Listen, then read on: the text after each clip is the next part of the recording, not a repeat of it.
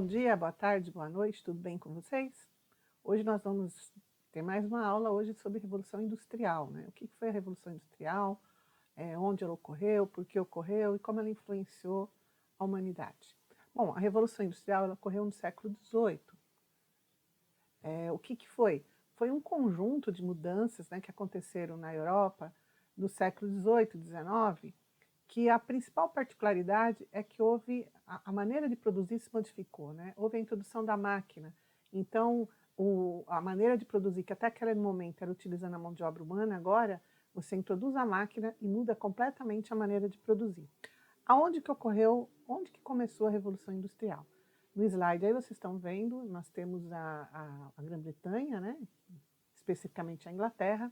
Começou na Inglaterra. Por que que começou na Inglaterra? Tá? A Inglaterra ela tinha uma série de condições que propiciaram o o início da Revolução Industrial no seu território. Que condições eram essas? A Inglaterra ela assina e torna-se uma monarquia parlamentar constituinte, né?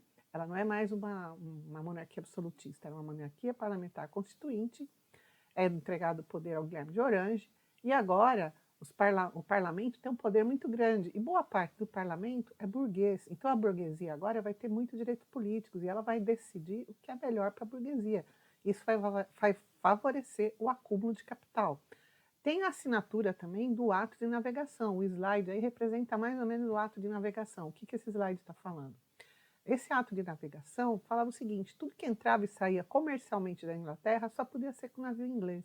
Então, se eu estou importando ou estou exportando da Inglaterra, o transporte vai ser com navio inglês. Isso vai fazer com que a Inglaterra seja uma potência mercantil, uma potência marinha, uma potência naval gigantesca. Isso vai favorecer o acúmulo de capital, né, de dinheiro para a Inglaterra. Outra condição é a abundância em matéria-prima. Que matéria-prima? A Inglaterra era rica em minério de ferro e carvão. Um slide aí representa uma mina de carvão, que era uma coisa pavorosa, né? O que acontece? As minas de carvão, como elas estão no subsolo, elas não são... os túneis não eram grandes, né? Porque senão não tinha sustentação. O que acontece? Quem trabalhava muito em minas de carvão era mulher e criança. Por quê? Porque eles cabiam nos túneis, né? Os homens, eles tinham que ficar, daí tá, no slide está representando, eles tinham que ficar praticamente deitados, empurrando os carrinhos, né? Criança e mulher já não, porque a gente tem uma estatura menor, já ficava mais confortável no túnel. Então era uma coisa, a exploração do carvão na Inglaterra foi uma coisa terrível. Mas a Inglaterra tinha então bastante matéria-prima, né? Principalmente minério de ferro e carvão, lembrando que a energia principal no início da Revolução Industrial é a energia a vapor. Então é utilizado o carvão para as caldeiras, para movimentar as máquinas. Depois, quais as outras condições, né? Assim, nossa, professor, você está doida? Você pôs umas ovelhas aí nesse slide, o que isso tem a ver? Isso fala na mão de obra abundante que tinha na Inglaterra é devido a uma coisa chamada cercamento dos campos. O que é isso? Não sei se vocês vão lembrar, durante o feudalismo a gente viu que existiam as terras do senhor feudal, as terras do servo, onde o servo podia plantar, apesar de pagar imposto, e tinha as terras comuns que eram utilizadas para criar um gado, alguma coisa onde o servo podia utilizar ali. Tá? Essas terras comuns, durante a Revolução Industrial, elas são, um pouco antes, né, elas são cercadas. Por quê? O que está dando muito lucro para a Inglaterra é tecelagem, principalmente tecelagem de tecido de lã. Então dá muito lucro você criar ovelha, para tosquiar essa ovelha, para vender para as manufaturas, para fazer tecido de lã.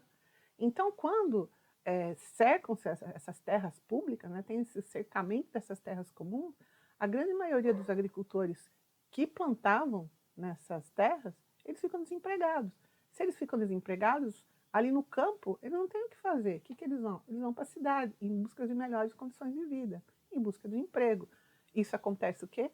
As cidades se tornam abundantes em mão de obra barata. Um monte de gente que não tem nada, que vai na cidade em torno do emprego. Então a Inglaterra tem matéria-prima, capital e mão de obra. Essas três coisas foram fundamentais para o surgimento da primeira fábrica no território inglês. Tá? Mas como é que era a produção antes das fábricas? Né? Nós temos o artesanato e a manufatura. O que é a produção artesanal?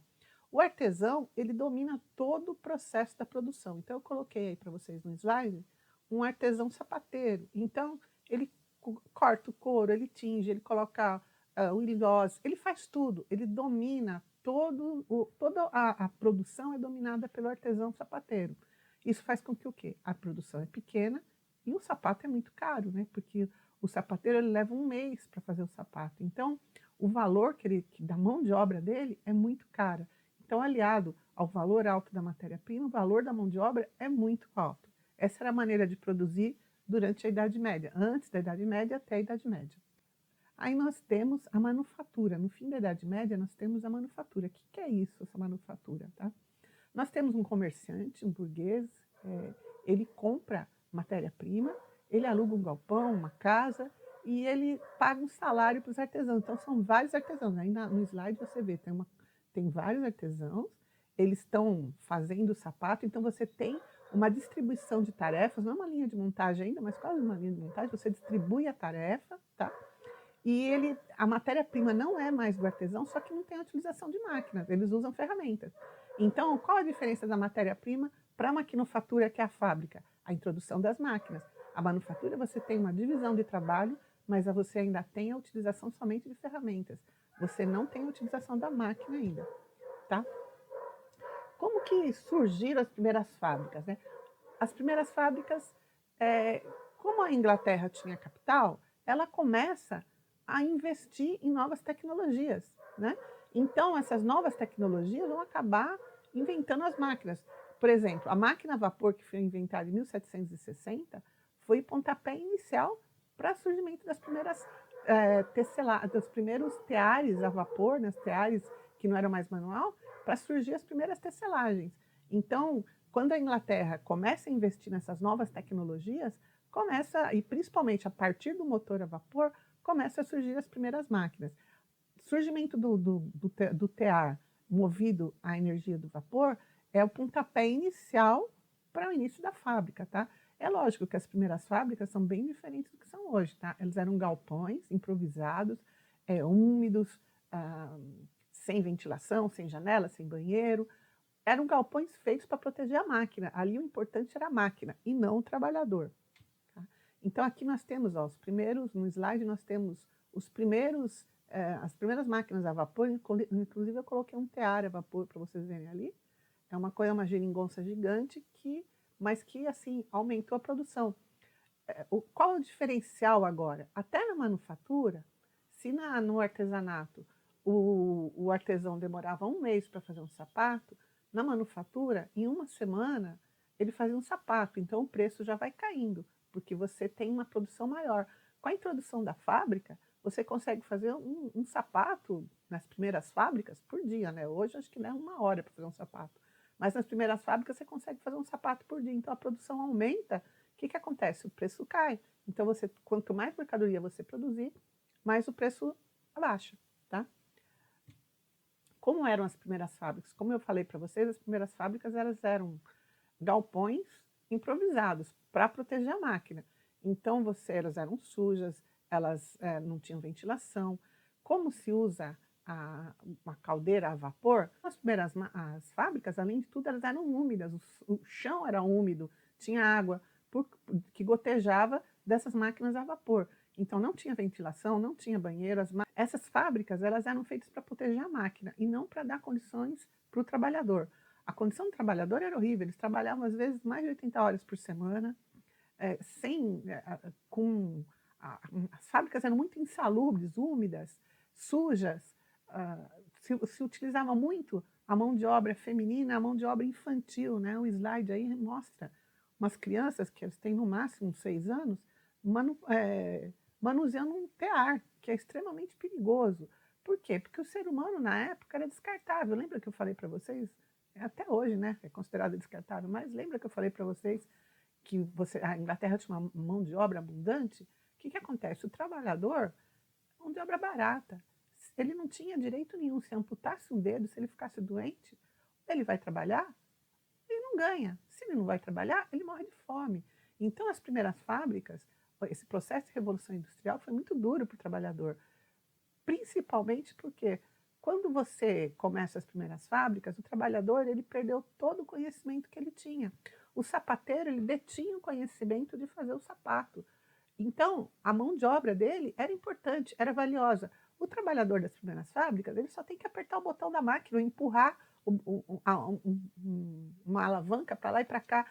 Ele não sabe nada, ele não detém nenhum conhecimento. Então, no lugar dele, se ele sair, tem mais 100 para ocupar o lugar dele. Então, ele é descartável. Então, esse primeiro processo da Revolução Industrial para os trabalhadores foi horrível, assim, foi uma coisa bem insalubre, bem ruim mesmo. Existem movimentos pela melhor condição de vida dos trabalhadores? Existem. Eu vou citar dois que foram os dois mais importantes. Primeiro é o ludismo, né? Que nome estranho, de onde vem isso? Supõe-se que vem de um cara chamado Ned Land, que foi o primeiro que enlouqueceu e saiu quebrando as máquinas lá onde ele trabalhava, porque falava que as máquinas estavam roubando o emprego do ser humano. E aí, na sequência, vários trabalhadores optaram por fazer essa mesma coisa, eles eram chamados de luditas ou quebradores de máquinas.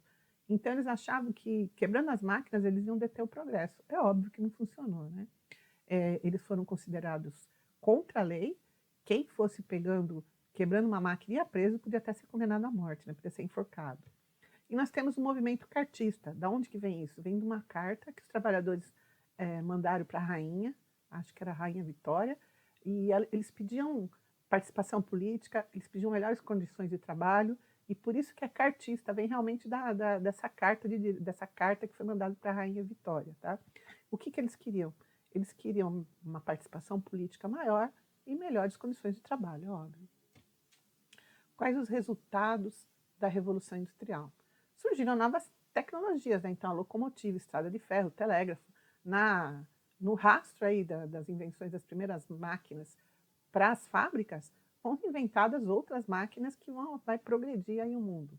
Surgimento das grandes cidades, porque as cidades já surgem em torno das fábricas. Quando o mundo era agrícola, não tem grande cidade. Para quê? Né? Está tudo distribuído. O campo é importante, não a cidade. Agora, a cidade cresce em torno da fábrica. Então, nós temos o surgimento das grandes cidades. A Inglaterra, se inicia a Revolução Industrial na Inglaterra, então ela torna-se uma potência econômica. Apesar de ser minúscula, né, ser uma ilha super pequenininha, ela torna-se uma potência. Por quê? Porque a primeira fábrica surgiu lá. A expansão da Revolução Industrial para outros países. Como a Inglaterra, desculpa, como a Inglaterra torna-se uma potência, os outros países não querem ficar para trás, ficam com medo, né, da Inglaterra ser uma potência e os atacarem. Então, eles também começam nesse processo da Revolução Industrial. E aí vai causar uma coisa chamada imperialismo. Por quê? Esses outros países que vão iniciar a Revolução Industrial, eles precisam de matéria-prima também, eles precisam de mercado consumidor. E eles vão avançar sobre a África e sobre a Ásia em busca de matéria-prima e de mercado consumidor. E esse processo é chamado de imperialismo. E outra consequência também é o êxodo rural. O que acontece? As pessoas elas saem do campo e vão para a cidade em busca de melhores condições. No Brasil até hoje acontece isso, né? Então você tem as pessoas saem do interior, vêm para a cidade em busca de melhores condições. É chamado de êxodo rural.